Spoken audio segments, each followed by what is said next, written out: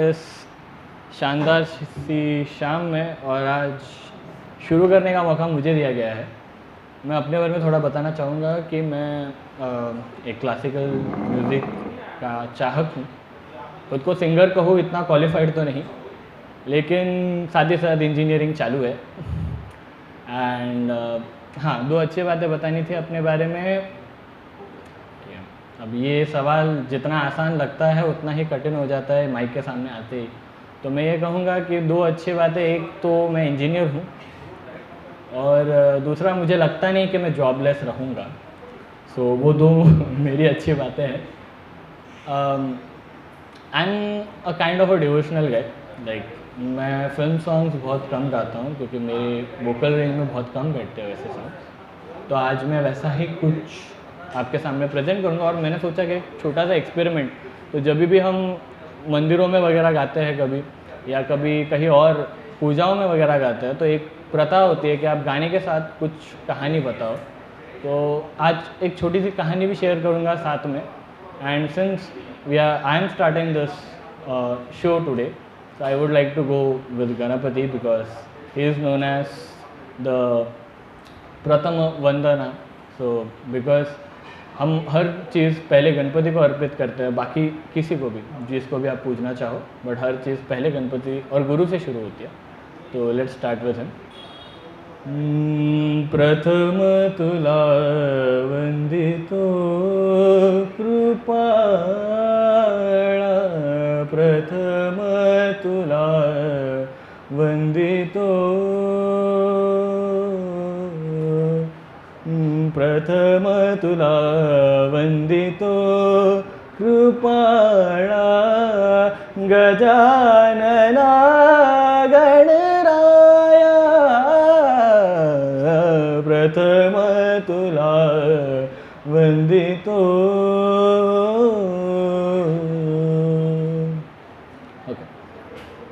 तो अब कहानी की बारी। तो कहानी शुरू यहाँ से होती है कि जब सप्तऋषि यज्ञ कर रहे थे, तो यज्ञ करते हुए उनको एक समस्या आन पड़ी।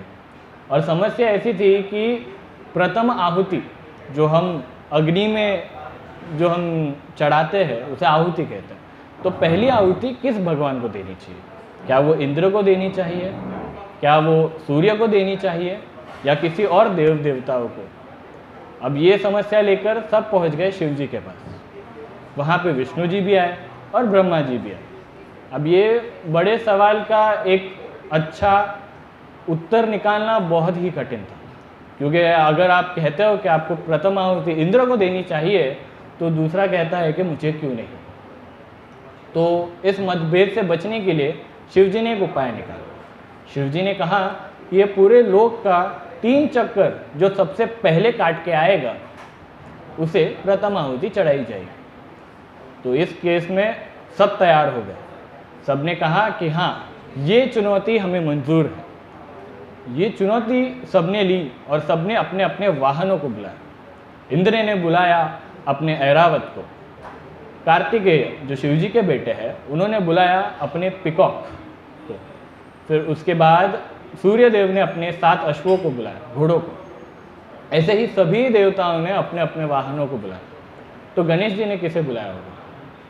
सीधी सी बात, मूषक।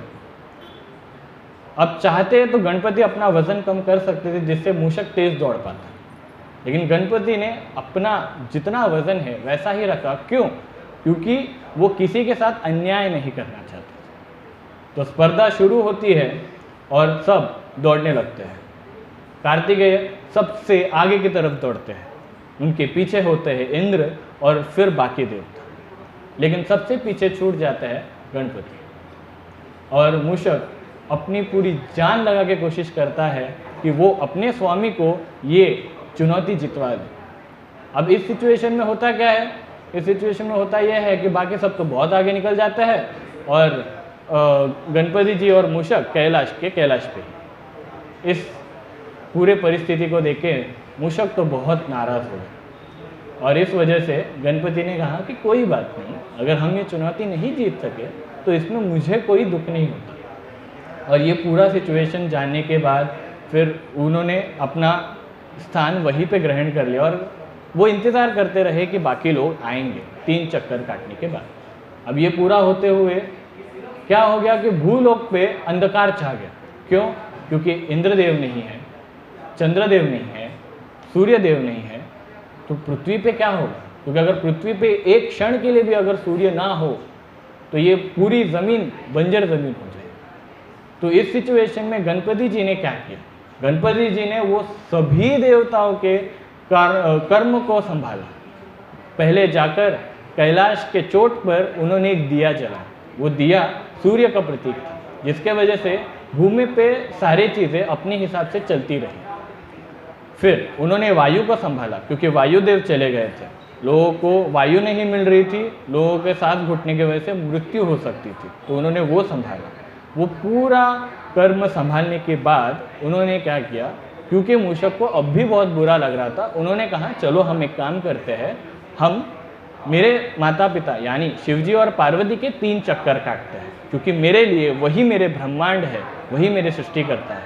तो इसी विचार के साथ उन्होंने क्या किया, उन्होंने मूषक पर बैठ के उनकी 3 परिक्रमा की, और 3 परिक्रमा करने के बाद वो वहीं पे खड़े रहे जहाँ पे बाकी सब आने वाले थे। 3 चक्कर काटने के बाद कार्तिकेय सबसे पहले वहाँ पर पहुँचे।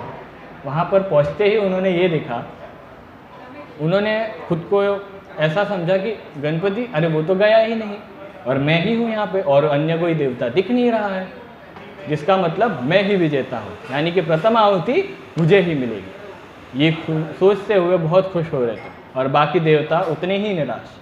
और जब रिजल्ट अनाउंस करने की बारी आई तो शिवजी ने कहा कि गणपति ये चुनौती जीत जाते हैं और प्रथम आहुति हम उनको देंगे। इस बात से कार्तिकेय बहुत नाराज़ हुए और उन्होंने उनसे कारण मांगा कि ऐसे कैसे हो सकता है, जब हम निकले तो गणपति सबसे पीछे था और मैं सबसे आगे था, तो मुझे तो कभी क्रॉस करते हुए वो दिखे नहीं, फिर ये कैसे शक्य हो सकता है। तो इस सिचुएशन में शिवजी ने ये एक्सप्लेन किया कि गणपति भले ही यहाँ थे, बट उन्होंने तुम्हारा सबका कार्यभार संभाला। उन्होंने इस बात पे ज़्यादा एम्फेसाइज किया कि जो पृथ्वी पे लोग हैं वो हमारी इस चुनौती के वजह से अपने जीव प्राण से खो ना बैठे या ये ज़मीन बंजर ना बने।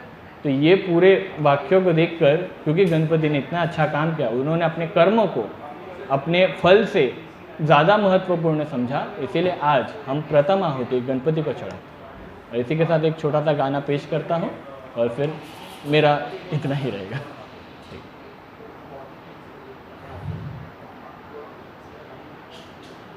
गान चतुराय गान प्राणाय गानान्तरात्मने, गानो सुखाय गानमत्ताय गानोत्सुक मनसे, गुरुपूजिताय गुरुदेवताय गुरुकुलस्थाय, गुरुविक्रमाय गुह्यप्रवराय गुरवे गुणगुरवे, गुरुदैत्यकलक्षेत्रे गुरुसर्वतराराध्याय, गुरुपुत्रपरितात्रे गुरुपाखण्डखण्डनाय,